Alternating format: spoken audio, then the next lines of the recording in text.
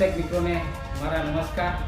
હું doctor Balwant R Patel, ward number 24ના corporator અને મસ્કેટી ધર્માડ હોસ્પિટલના ચેરમેન. આવનાર દિવાળી અને નવા વર્ષની સર્વેને હાર્દિક શુભેચ્છાઓ. આવનાર દિવાળી અને નવું વર્ષ બધાને માટે સુખમય, સમૃદ્ધિમય અને તંદુરસ્તીમય રહે એવી શુભકામનાઓ.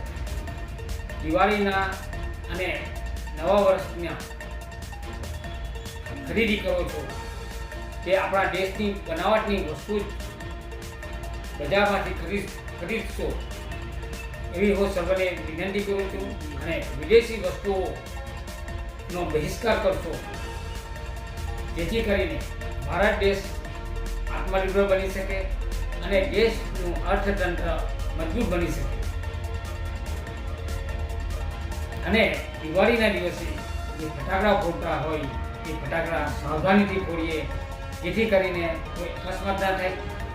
અને ફરીથી સર્વેને નવા વર્ષની હાર્દિક શુભકામનાઓ, શુભેચ્છાઓ.